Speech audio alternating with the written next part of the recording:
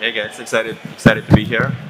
So Anton, founder, CEO of Helika. So we're focusing on a couple different things: gaming analytics for Web2 and Web3 games, and then we also launched a venture fund about a year ago, focusing on accelerating and building several games and publishing them in Web2 and Web3. Good to be here. Klaus? Klaus Kajetski, I'm the founder. By the way, the last name was perfectly pronounced. So You're lying. You're just telling me that now. Founder and CEO of Yalla Esports. So we are the company behind Yalla Compass, which is currently our global esports circuit, and we have events here in Abu Dhabi, Dubai, Qatar, and so on and so forth. But we also been in the region since 2016. Started off as a team and kind of the whole full circle for gaming. We're happy to be here with Paul as usual. Yeah, I'm Jawad Ashraf, so I'm CEO of Vanar chain. So we're a blockchain which has been out for a few years. But before this, we actually were working very, very heavy in the IP and licensing space. So we worked with global brands, the global IPs, and we dealt with games. So a lot of the people in our team were the guys who made Tomb Raider, Rise of Legends, Electronic Arts. So we worked heavily in this whole space. That's why it's interesting talking about it. Yeah, guys, as always, anyone who's seen me moderate the last panel or any panel, I like to start with the 30,000-foot view. So give me your sense of where we are from a gaming IP standpoint, right? Because I think anyone in the room is probably familiar with movie IP, right? Like we all know very big movie brands, very big movie franchises. Everyone's probably watched a Marvel movie or, right? Like the idea of franchises and IP is known. In the gaming world, give me a sense of what does the universe look like? What are the big IPs and what are some of the big trends you're seeing? Just really 30,000-foot view. Whoever wants to kick this off. 30,000 feet. I mean, 40,000 if you want to give me really... Look, I think that the best case to kind of start off with now is Marvel and rivals that literally, I mean, we can call it Overwatch with Marvel characters, can we? I don't know. But that's a super interesting kind of IP play that literally happens right now. Crazy numbers on Twitch. So I think that's a kind of great example how much the IP can. I have only played 1 hour, so don't quote me in that. If I didn't feel that the game was amazing. It was good, definitely, but the IP, just being a Spider-Man, just made it extra special. Yeah, okay, so I'll jump in. So when it comes to gaming IPs, it's very interesting because when you've got a game, trying to get the game to be successful and be in the public consciousness is very, very hard. And they often don't bridge over to the mainstream very well. And that's why when you have a mainstream IP, they bridge over to gaming, but it has a shorter life. So right now they're trying to find the balance between it. I mean, Halo was huge, but as a series, it barely survived. And Dune is a very good example. So we worked with Legendary Pictures, who own the IP of Dune. And also one of the things you need to understand about IP licensing, the IPs are very, very narrow. So when you deal with Harry Potter, for example, there's one IP for Hogwarts, one IP for Harry Potter. So when it comes to movie IPs going to games, those IPs are very, very hard to get, use, and license. And when you're game IPs, it's very, very hard for them to build up a following based on anything other than great gameplay. And that takes a long time to build up. So the market itself is quite tricky, right, overall. Yeah, you said something. I'm going to pick on it later because I think there's some really interesting. There's a thread to pull there that I'm going to come back to. Sure. Anton, do you have any thoughts on the 30,000-foot view? Yeah, of course. So I think generally speaking, we're seeing the different franchises, different brands trying to expand into different audiences, different markets. And so one of the ways to do that is to, for example, mini apps, new distribution platforms outside of just the games getting published on Epic and Steam. So Telegram is actually based in Dubai. There's Line, Messenger, Signal, and a whole bunch of other platforms. So that's a way to reach new audience. And I think the second big trend that we're seeing is for the companies to diversify their revenue streams, and that's where Web3 and blockchain comes into play as well. So diversifying revenue streams and new platforms to publish the games. What I love is you guys all had completely different views on this, and let me try and put them in some buckets because I want to dig here. Klaus, you mentioned Marvel Rivals. This is movie IP that came to gaming. You mentioned Halo. This is gaming IP that tried to move to TV. Anton, Maybe Nexon and MapleStory moving to Web3. right? Like, Yeah. what direction works and what direction doesn't work if such a rule set exists? Like, is there something that has worked every time, and you know, we should always be thinking about it, we should always be backing it, we should always like investing in it, whatever it is? And is there some direction that has never worked or is much harder to make work? Do you see what I'm saying? Like, Yeah. IP, we're talking about movement of IP from one medium to another. Games to movies and TV have never worked, like hardly ever. What about Arcane on Netflix, League of Legends? Literally, but you can talk about World of Warcraft. You can talk about at least 40 abortive attempts. Okay. You know, and Arcane again is animation, and it's in a niche area called Netflix. Okay. It's not on a mainstream movie TV franchise. I'd argue that a lot of the people who watch Arcane are actually fans of the game. Why do you think that direction does not work, out of curiosity? Because when you build up like a movie universe, the thinking behind a movie cinematic universe is quite different. It's got a lot of different drivers. But when you come to a gaming thing, it's all about fun and very narrow, aimed at just having fun in that gameplay experience. And sometimes one of the things that we found, I mean, like some of the people on our team have worked heavily in this. So Gary Bracey, my co-founder, he was the first guy in the world who licensed movie IP into a video game. So he did RoboCop. And that was the first time it was ever licensed. And that's why we were able to go and get all of these IP licenses for our brands for a song, because we knew the market.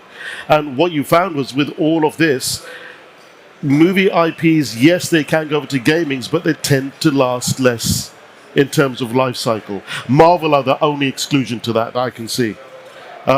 I mean, the jury's still out. We'll see how long. No, but Yeah, I generally, was just there's so about to many say, Marvel like, games. look, let's wait when every single Spider-Man fan who fantasizes how good they are as Spider-Man get trashed by 15-year-old kids for 3 months. Then they're gonna stop playing at some point and be like, yeah, okay, I'm done. But look, my viewpoint here actually is what works, and what I see working now is comics to gaming. And I think the best part here is it's so much cheaper to produce a comic and test if the audience actually likes your dog or your main character or whatever. And if there is traction for a comic, then you can create a game, you can create a movie, versus like create a character and spend millions of dollars to create a game and then figure out nobody loved your character in the first place. So I would say comics is a good starting point. Okay, I like that one. And we could argue Marvel. I mean, not argue. Marvel did start as a comic, so your direction is. Yeah, and there's two types of IP we're talking about. So first of all, there's existing gaming IP, big companies, Nexon, Ubisoft, etc., and how they can expand to different type of games, to different type of platforms. That's kind of one category. And then there is big IP, like movies outside of the games, and to which categories they can move in. So for example, Netflix and Black Mirror is an example. So they franchise in a couple different ways how they can move to the online space, and I think to the gaming side. And I think it actually will be very successful because the audience of Black Mirror is more looking for the quest, more looking for kind of gamified experience, right? So it also depends on the type of movie, and they could be successful on the gaming front. While Titanic might be a bit hard to implement, maybe not. But on the gaming IP side, most of the big companies, they are looking for new revenue streams. If you look at the stock prices of Ubisoft and others, they are kind of in a yellow zone, to say it least. So how they can follow the maturing audiences that they have today, so you need to follow their existing players. So what tech systems are they using? Are they using messaging apps? Are they on TikTok, right? So finding a place where to capture a new set of audience, or what they're migrating. So that's the way I would think about it from the platform angle.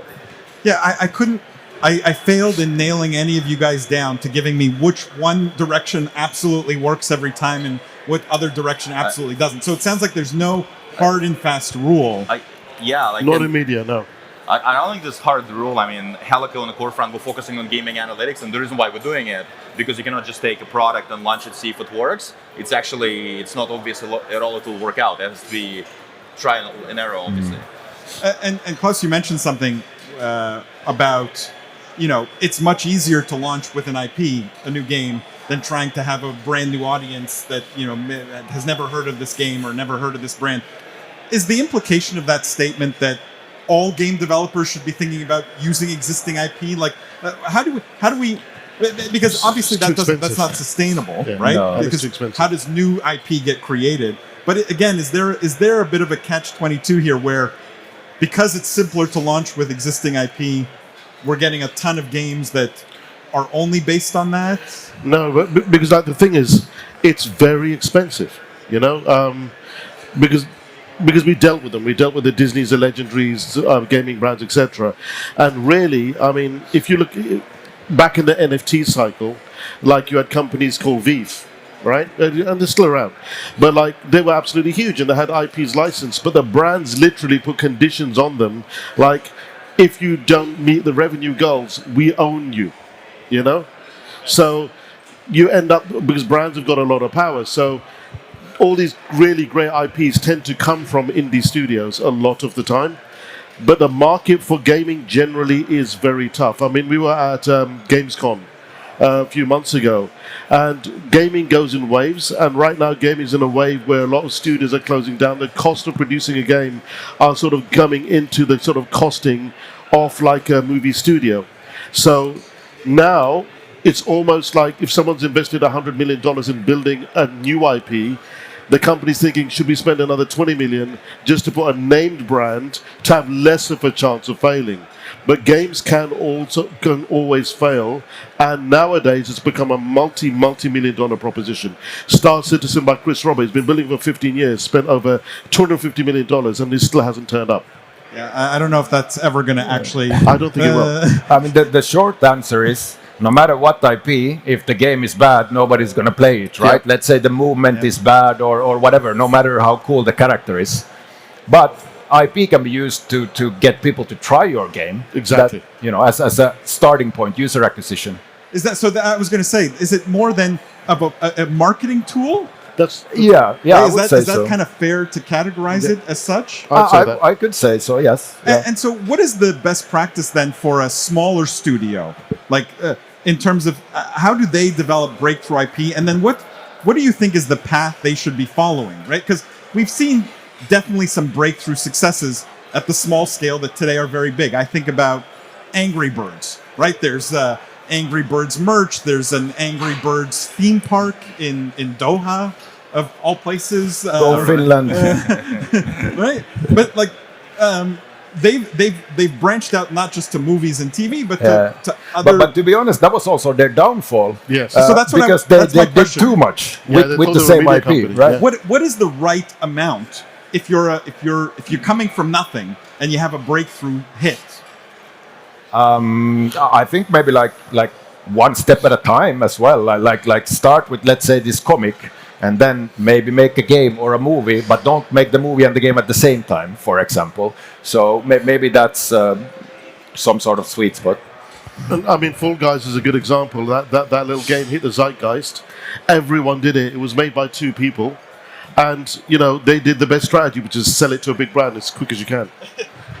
That's an interesting thought. Is that the right way? If you leave the merchandising and IP expansion to big guys, leave it to the machine, right? Okay. Because like you often see this, like we know multiple game studios, and that's what they did. The guys who really did well ended up selling it out to a brand who had the capability and the cross-merchandising capability to make it go mainstream. Even if you look at games like Half-Life, phenomenal game, but they don't make more Half-Life. They've got the Steam platform. They moved on to where the money is. Gaming is very high risk as a business. Yeah, and just to add to this one as well, I think the whole notion of IP is really changing, right? So similar to what happened in CPG space, consumer packaged goods, used to be Procter & Gamble, Conagra, etc. All of a sudden, you have those unique flavored chips. With AI and some of the other trends that we can chat about, and UGC content, users generating IP, I think it's actually smaller shops or smaller companies have more equalized power now to be able to launch IP as it relates to game. You don't need to be Andreessen-backed $100 million game to be able to do it. You need way less capital. Gen AI will do it for you. So I think it more comes down to understanding the consumer demand, remembering games are a B2C product, right? So making sure you understand what the audience is looking for. Anton, I love that point. Perfect segue. How do we even define original IP in gaming or otherwise anymore? If and I'll pick on them. Like, is Pal World original IP? Right? Is it really? Like, are some of these, as AI makes it easier to develop similar games, right? Or forget even AI, just Unreal Engine and the Unreal Marketplace to create a lot of games that look very similar. Like I think what it allows you to do, not necessarily, there's no magic formula how to create a new story that resonates, people will remember. I think it allows you to quickly iterate, test with consumers through smaller, like even mini apps. You can create mini app online within 1 week. So drop it out, small audience, see what's resonating or not. So it's almost like tech A/B testing before you reinvest and double down on this product. So I look at it as a funnel, really. I think IP that really shoots out and becomes $1 billion, I think it's by chance, like Angry Birds as well. I mean, there's a story there, but it's, luck was a big piece too. It allows you to de-risk the IP development. Is there any data on your end that can predict which IP might be best suited to turning into a game or mini game? Yeah, for sure. So, I mean, across different platforms, let's take a look at Telegram as an example. I keep coming back to that because that's kind of hot at the moment. We're actually able to see what type of games, whether it's trading card games, shooting games, whatever the case is, what kind of audience it appeals to. Is it premium users? Is it from which country they are? And you can see the basic metrics, how many people coming in, is Paul playing this game 30 seconds or 5 minutes, so you can actually see what's working, what's not, assuming that their interest in terms of numbers is represented because of the content type. Right? So if somebody loves really trading card games because it's quick, you on the go, you're mobile, well, double down on this category if it's not saturated, right? There's kind of people forget that in terms of game development, game's about fun, but it's also about mathematics on the back end, how to optimize to be able to do it. Guys, any thoughts on this? Any predictors of success of new IPs? Anything that in the early stages you think are indicative of a brand that will have legs beyond? I think. Look, fundamentally, a game's got to be fun. Fundamentally, and like you were talking about mini apps, but like now, like for example, Google, we work very closely with Google, and we were building out like this massive, scalable metaverse in Virtua. And after seeing the AI technology they had, I said, let's just pause the dev. There's no point spending time on this because they've even released a tool now which can literally, with AI, generate a metaverse world for you with everything in it, literally down to weather patterns, houses, everything for your game. So I think just like people experimented with apps and little things, with AI and these tools you're going to have what you expect from a AAA game is an experimental app coming out soon. And then you're going to see new IP surfacing for genres where you expect $100 million budget. Tiny little indies will be able to create new stuff because they're not going to be limited by budget and staff. They can just let their creativity go. Creativity leads to the best games. Brands, IPs just open the door really, and it's more business focused. But if you have a bad game, you look past the window dressing in 2 minutes and then you get bored and then you leave. Jawad, I'm just curious because are you not concerned that although yes, we're going to have way more options, way more ability to test new IP, much easier, much cheaper, but in some ways does that hurt sort of the emergence of great brands and great IP? And what I mean by this is, 100 years ago, 50 years ago, right? If Disney came out with a new movie, a new brand, a new IP, right? All of their marketing weight was behind that. And that was probably the only movie you could go watch that week. And so inevitably, you almost create a big audience for it. Does choice dilute what the user sees, and therefore it's hard to create big mainstream IP anymore? Yeah, because no one's in one place anymore. You used to go home, and the TV is where you watch your series. Your PC or your Game Boy is where you play your game, and then your cinema is where you go. But now the audience is multiple pools, fragmented in everywhere. So there is no mainstream per se anymore. Everyone's attention is pulled every which direction, and there are multiple consumption platforms. Makes it harder. You said the word again, and I want to ask the other guys on the panel if they agree. Is there such a thing as mainstream IP? Because you had said in the beginning, Halo's not mainstream. Klaus, do you take issue with this? Mainstream IP. I mean, I would say that there is, let's say, a wider IPs and more niche IPs. But what's is there any gaming IP today that's niche? when you're talking about the size of gaming? I mean, look, like let's say every genre has their staples. Let's say Counter-Strike for FPS, World of Warcraft for MMORPG, like these behemoths that are like 20-year kind of games. So I wouldn't say it's that mainstream maybe, but for a certain genre, they're like genre-defining IPs. Like, look at Borderlands. Look how big it is. You could call it mainstream, but when it got launched as a movie, it just whimpered and disappeared. No one even knows what it is. And so it's where the percentages of the audiences live. And if you look at the global audience and you take every demographic, you know, anyone who loves these games is in this level of the demographic. But then there's more of an aging population than the general population. Yeah. So to you, there's some number threshold?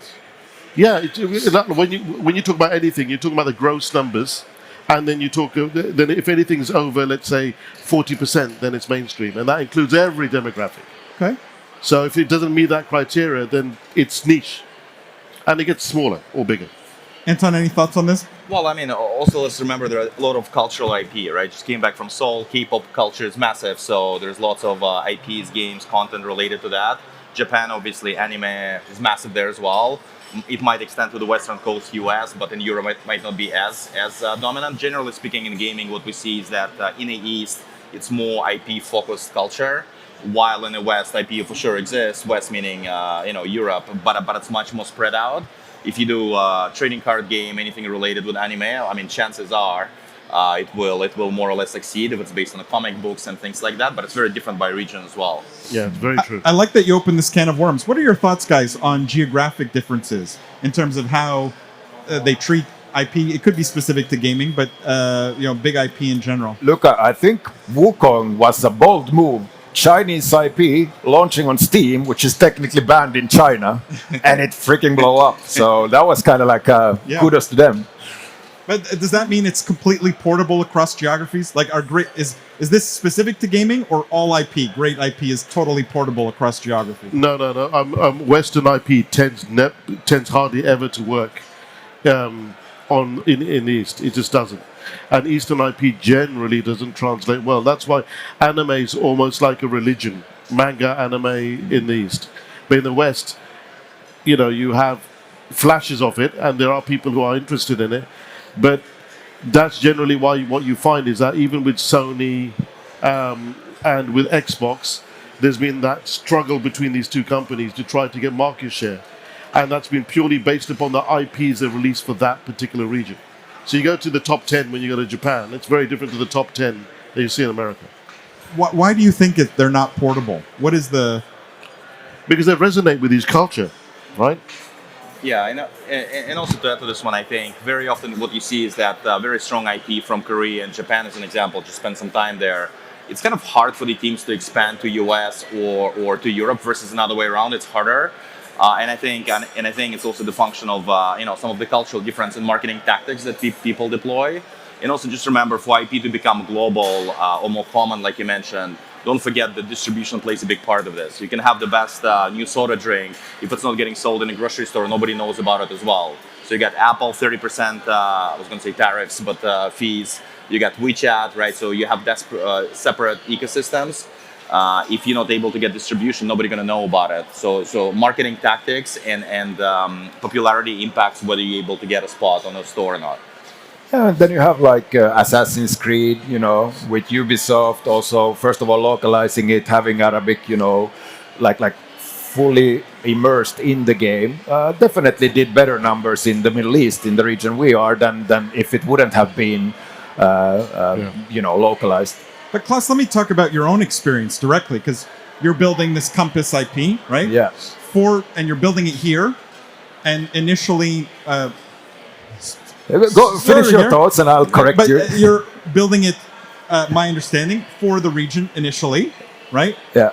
Are you thinking about that consciously, or are you thinking, how are you thinking about the portability of Compass globally, regionally, and how much does that enter in your mind on a day-to-day basis? Look, Compass is a global brand. I mean, we have 50 million views for the first season, and over 95% that was not from the Middle East. That being said, our physical LAN event finals, they are in, Abu Dhabi, they are in Qatar, they are in UAE. So we obviously always want to kind of, let's say, honor the local culture. Like a good example, I was really happy when on our global live stream you could see in our group stages these Arabic kind of nuances of this. What is it called when in the windows have those patterns and stuff like that? Small subtle things. So, but that being said, like building a Middle Eastern IP for Counter-Strike versus like building a global one, you have to build global if you want to make it a business, and we are trying to monetize this. I mean, we got just actually nominated to the event of the year by HLTV for our Counter-Strike event, and that would have not happened if it would have been like a local tournament per se. So to summarize, maybe in the Middle East we do a lot of this kind of like importing, so basically buying stuff and getting them here. What we try to do with Compass is rather like export, so build it big enough that everybody will watch, but still stay true to the local roots. Let's talk about maybe we've talked, I think, a lot of positivity. Give me some of the negativity. What are some of the risks associated with trying to build IP or move IP from one medium to another? Are there copyright issues? Are there what are the major risks you guys see as we're either building gaming IPs or moving gaming IPs into other mediums? Yeah, I mean, there are tons of them, right? So first of all, let's remember we are in the age of AI. We will follow different AI channels, AI agents on Twitter and things like that. So I think the biggest concerns that I would have if I'm building IP, what if somebody just, AI agent will replicate it tomorrow? So I think that's where blockchain in particular can play a bigger role to authenticate, to say, hey, this is the content that is coming from the source. Because make no mistake, AI agents, if you plug in, I was playing around this morning, if you want to drop a techno song and you say, hey, make me the same one, it will be very good, it will be club level. So I think protecting IP defensibility, not from the other people copying it, like it used to be in the past, but from AI agents. So that's the big one I would focus on. I mean, one example is you can invest a lot of time and money with an IP, and it actually still not going to give you the result that you want. And you've invested something which is only temporary and it expires. A good example is we worked when Godzilla vs. Kong came out. We licensed the movie. We got all the CGI from the movie. We created Mecha Godzilla, and all of those. Released them as NFTs, gamified onto the market, and then some kid scribbled a Godzilla sketch and put that out, and that was selling for more than our IP was. So, what do you do in this situation? You don't license it again. But is licensing the piece that brings the most risk?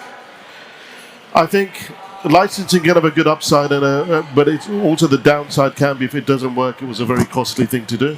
Generally, I think licensing IP works if you're a large studio, you've gone over $100 million, and then you want to try to protect that risk. It makes sense. But if you're an indie studio or you're a smaller company, don't go near IP because the ROI isn't worth it. At least that's where we've come from. Sorry.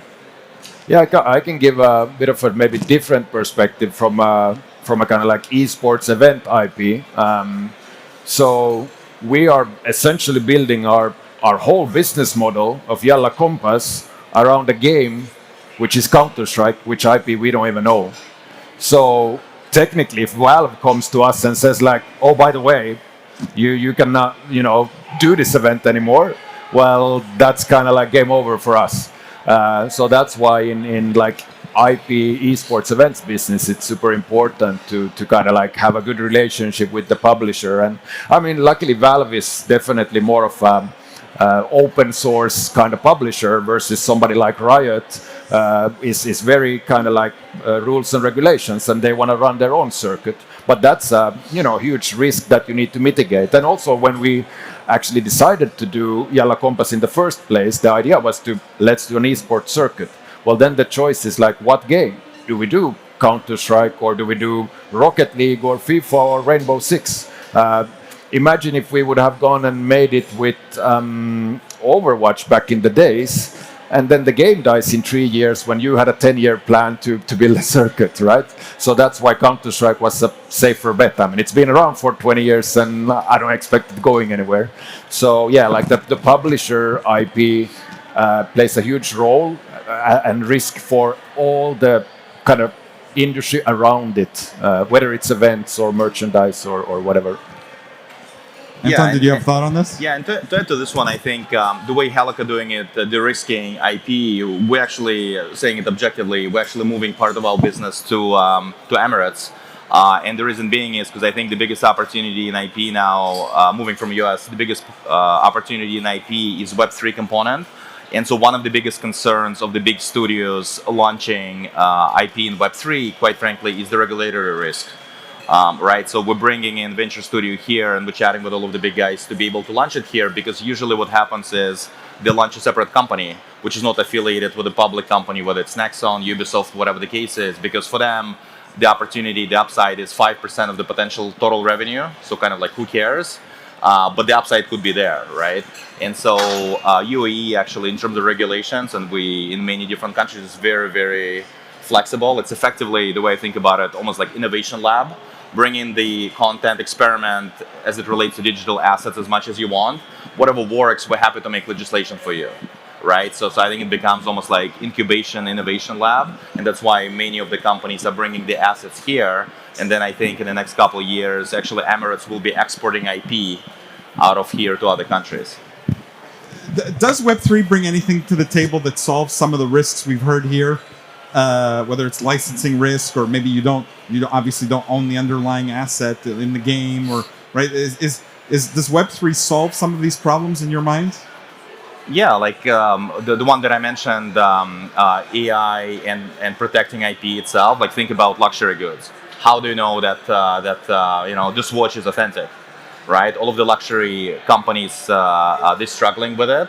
And blockchain allows you as a ledger to record where the content came from. So as it relates to the IP, like music, for example, one of the companies like Core Protocol, so they are lots of big electronic music artists start to record music on it. So there's a stamp that, hey, it actually came from me. Again, in a world where AI agents can definitely produce similar content that we're already seeing from the actual people.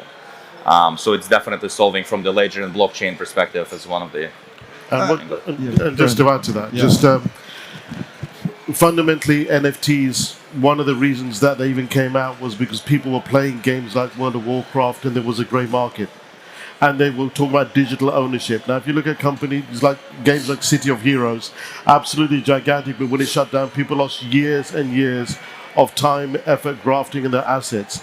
Now, when you talk about Web3, one of the biggest things that is fundamentally of use is that if you get to the point where the assets within one game can move to the next sequel or another game or part of an ecosystem of other games, you keep those users locked in because everything that they've earned in one game can move to another. Right now, that's what Web3 does. You know, with the level of decentralization, NFTs, and the ability of portability and ownership, you can then get the people who own something to be able to use it in their next game and the next game and the next game. That's something the games industry really wants, but because of the nature of publishing deals, IPs and everything else, and their technology, they can't do. But Web3 can definitely open that up, which does the key thing they want, which is keep their audience. I would actually almost disagree here. So I think Steam and Counter-Strike skins, which is a completely centralized Web2, they are NFTs and the market is working. Why do we need a blockchain in NFTs if we can do that inside a marketplace? Because let's say if a Web3 publisher decides to shut down their servers, you can have your NFT that points to a metadata to a URL centralized server. And if that picture stops loading because they shut down that server, well, it's as dead as, Web3 is going to be done right. And yes, I agree with what you're saying, but it's still like a big lake. Now, if you want to really get bigger, then being able to move between the lakes is actually, Yeah, but that's still centralized. The only way you can move from one game to another is that both publishers basically agree that, well, this NFT from your game is now worth something in my game. So that's basically centralized. Yeah, exactly. But then what you can also have, but this is the thing, with Web3 and Web3 gaming, a lot of these IPs that are coming out, they're not following that publicity ethos. With new games, it's like, yes, we have the IP, but the assets are portable. I mean, this is the thing. Gaming has moved from something which is very, very centralized, and it's very, very hard. A lot of blockchain stuff, a lot of Web3 stuff today is still super centralized, even though we talk about it. Yeah. But once you move to the point where it actually realizes ambition, then it opens up a world of opportunities. But we're nowhere near that yet. Half the blockchains in the world are still running on one server. And guys, I think portability within gaming is interesting, but what about, because we're talking about here, like IP expansion and taking IP from gaming to movies. Does Web3 bring anything to the table in terms of portability across mediums? Is there anything novel or innovation? Like, will we see innovation there? I think, well, Web3, kind of hard to say. I think I'm thinking about like Telegram. To me, Telegram is more of a messenger relative to the blockchain. I think there's definitely social gaming narrative comes into play. You used to have to create different referral mechanisms, but now virality and ability for the people essentially use word of the mouth literally on a tech platform to scale the game quickly. But I won't call it necessarily blockchain. Blockchain for the studios, it's a new revenue stream, right? So like simple example, before investing $10 million into the game, drop NFT, not necessarily to make money, but more of a A/B testing mechanism to see is there even interest in what I'm planning to do, right? So you're de-risking, similar to the drug development, you're de-risking the product development by gauging the interest early. So that's the way I think about it. Yeah. What about on the merchandising side? Anything there, like between digital and sort of physical world or physical goods? Just the fact you can own the merchandise. I mean, so we sponsored Williams F1 team. Okay. And so you have a load of merchandise which is normally physical, but by having digital merchandise and then that same merchandise appearing in the F1 racing games, basically, so like we had branding on the car and that branding on the steering wheel, and that was in the steering wheel within the game itself. So, and then there were NFTs that were selling in a different area. So yes, it can be useful because that portable digital ownership was that additional layer. But like, if you look at it today, when you do branding and IP licensing, it go from a sport to a movie to a game, and that doesn't require Web3. The bit that required Web3 was the way you own the digital assets away from that, and really that's the only innovation I can see that it provided. Yeah, and just to add quickly, totally agree on this one. I think outside of tangibles, there are also intangibles. So my fiance asked me the other day, so what's up with Yuga Labs? The Board 8 Labs, like why their business is so big. And Yuga Labs was our first customer, so we always kind of assumed Yuga Labs is Yuga Labs. And then I was trying to think what's in it, but definitely there's a sense of kind of community belonging, whatever you want to call it. There's a reason why those community passes, if you will, Azuki, etc., worth something. There's also a big trend about kind of the cult culture as it relates to Web3. So outside of kind of physical, tangible, what Web3 brings to the table, sense of community feels like what the world is looking for, and that's what NFTs and Web3 can provide. I mean, you become a bag holder and then you become a community member because you have no exit liquidity. That's more how I see these things, but however you want to see it. Unwilling community member. Community's a good segue to community. In gaming, community and user-generated content's a big part of the business, big part of the industry. How does this affect licensing, IP rights, creation of new IP? The kind of stupid example I think about is if a 12-year-old kid makes some great map in Fortnite or some silly game in Roblox and it blows up, right? And it's almost its own brand. How do you think the industry should be dealing with that, and how does this evolve? Well, I think user-generated content has actually become a big part of many of these studios. Like Roblox, for example, is almost like a map creation tool these days. That's all about it. And then like publishers have started to realize that if they build a tool where the community can create, and then there is maybe some revenue share model or an upside for both parties, it's like, great, somebody else develops the game for me. But also for the creator, it's like, great, I have a new, kind of source of taking my passion into maybe an income. And then you got things like somebody creates user-generated content and they create a brand within a brand. So if you look at the Roblox example, they had more people playing like Nike Esports games in Roblox as a channel than they actually did in any other media, sort of marketing media, you know? And that again was just something that blew up. People just created that content. So you can have mainstream IP getting exposure via another gaming IP because it's an immersive world, and IPs can exist in immersive worlds. You know, these big gaming brands are going to have multiple other brands that are cross-pollinating into their spaces. It's interesting. Yeah. On the UGC side, Anton, I'm curious. On UGC, I think just kind of abstracting to the real world as well. I remember one of the big marketing campaigns for one of the chips, like Lay's chips in US, was a couple of years back. Hey guys, let's vote. What kind of new flavor of chips you would like to create? And then the top one will kind of bring it to market. And so I think the poll there was some flavors was like watermelon pepper, something that would not fly at all. That's what people voted for. Long story short, they didn't end up bringing it to market. So that's kind of like one extreme. On the other extreme, there are platforms obviously kind of do whatever you want and things like that. But reality is, if you take a nightclub from Ibiza and bring it here, you still usually have some kind of brand guidelines, brand boundaries, so franchise or IP would not get diluted. So I think that's what we're missing, to have something in the middle. But how to do it exactly, nobody figured out yet. Yeah, I would argue gaming doesn't have maybe the greatest track record with this. Right? Like, we've seen a lot of great games emerge from essentially community or user built mods, but sometimes we're not fairly, I hate using that word because fair is sometimes subjective, but maybe not treated the best by the platforms that they emerged from. Klaus, you have thoughts on this? Well, Counter-Strike was a mod from Half-Life. Dota was a mod from Warcraft 3, so, you know. But the people who benefited most from that were not necessarily the users who created them, right? That's true. Web3 could have solved that maybe if it would have been in place that there is a program and incentive to do that, both parties basically. Yeah. Do you think we're running towards are we going to have another big story like this again? I pick on Roblox because I'm worried there's a future where a 12-year-old kid puts out some experience that all of a sudden there's 50 million people playing, and Roblox says, oh wait, no, this is actually our IP, this is our brand. Well, if it's built with the blockchain element in advance, so that then like it's basically a IP sharing on a smart contract, then that would be the smartest thing to do. But yeah, like if it's kind of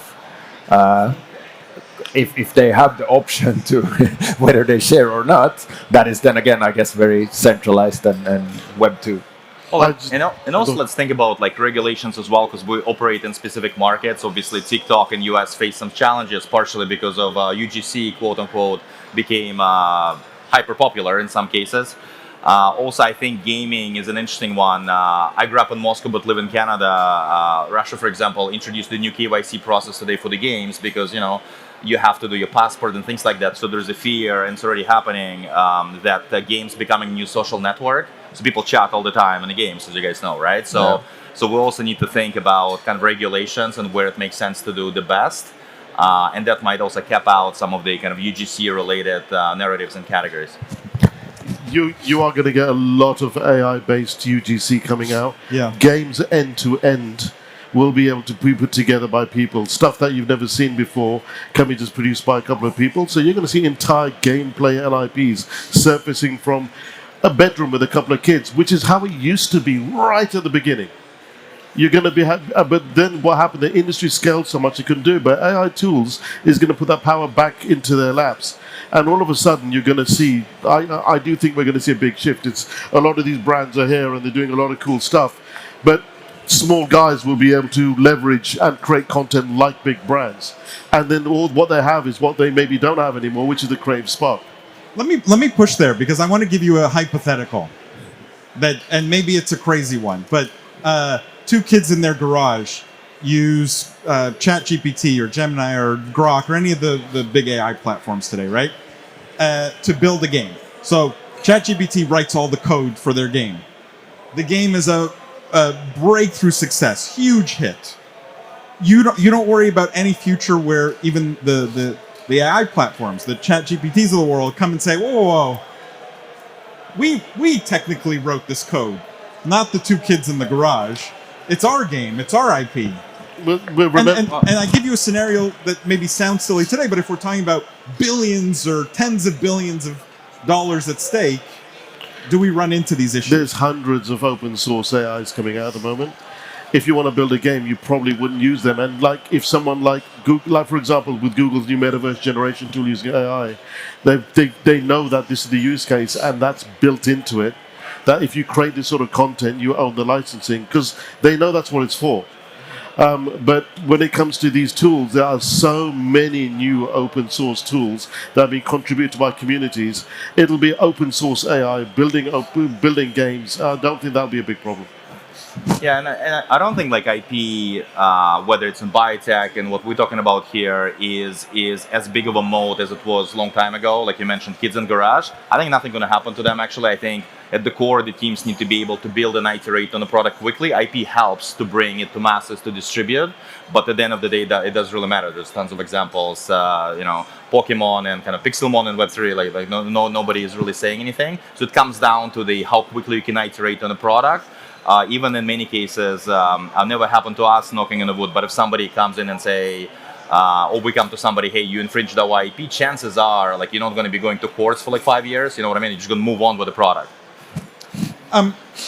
Guys, we're getting close to the end here. I just want to touch on what the future looks like, but from how do you keep like IP that crosses different mediums? How do you keep it relevant? How do you keep it fresh?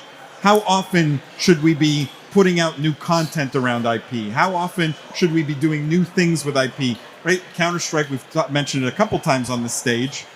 Marvel, these are all IPs that have stood the test of time in some ways. What are some of the secrets and what are some of the things we should be thinking about in terms of keeping IP fresh over a long period of time? One of the things that...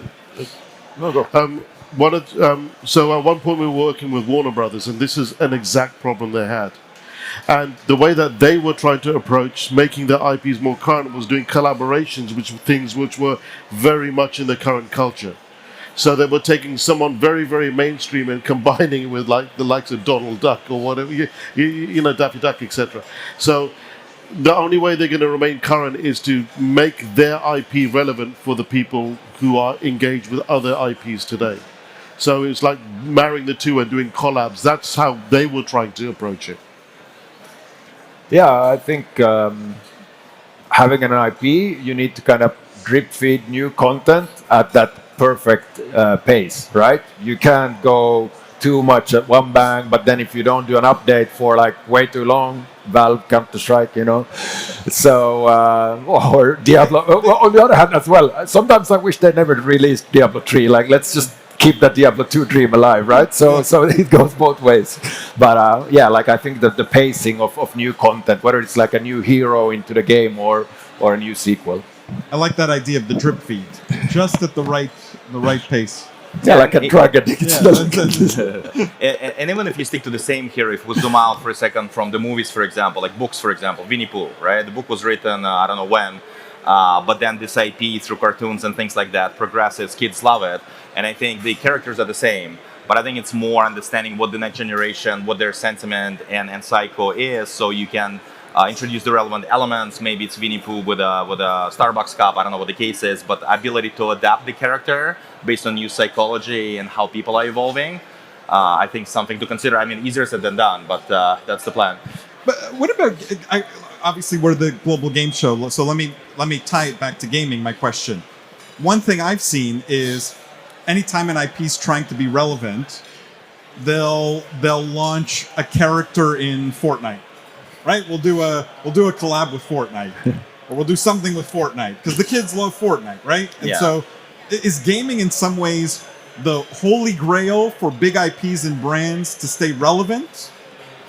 I mean, I would say that we have to be honest about the fact that people don't watch TV anymore. People don't watch maybe movies anymore the same way, or even read books. But they spend an amazing amount of time in games, whether it's mobile games, PC, and whatever. So yeah, if you're a brand that is not in the gaming space, it kind of does make sense that the CMO goes like, what the hell is this gaming and how do I get involved? And yeah, then the easy, thing that all the consultants who are on LinkedIn, esports and gaming consultant, they go like, let's launch your, Fortnite collab or whatever, and they charge $100,000 or $1 million. But like, basically, to summarize, I do think if you're a brand and you don't have a gaming strategy today, whatever that strategy is, it's like being a brand who didn't have a TV strategy like 10, 20 years ago, or whenever TVs came. I can't even remember. Jawad, any thoughts on this? No. All I can do is disagree with that. I mean, it's really interesting. Brands and even artists have made more money in these virtual areas in games than even in the mainstream. I think there were a few concerts that happened in Fortnite. Yeah. They made more money than the physical concert. So it absolutely works. And yes, they have to be relevant. And gaming is the largest channel in today where people can consume and are always there. But it works only if it's done right. We all remember the Coca-Cola World of Warcraft-esque Twitch ad or whatever. So like, it's not a just do it and people will love you, right? With anything, they've got to do it right at the end of the day. Guys, I always like to end my panels the same way. We're talking about big IPs, licensing IP, franchising IP, moving IP between mediums. Give me one view on the future that is going to blow the audience's mind. That's something that 5 years from now they're going to be like, I heard Jawad say that 5 years ago, and it's coming true. Give them a view into the future, a perspective on the future of where all of this is going. Okay, Anton, you want to start? Well, I think we really look deeply into different AI agents. So I think we don't all the content will be self-generated anyway based on the custom LLMs that people are pushing out. So I think it will come down to how much knowledge you have about your target audience, how much proprietary data you have about it. And I think, quite frankly, it will be automatically spitted out.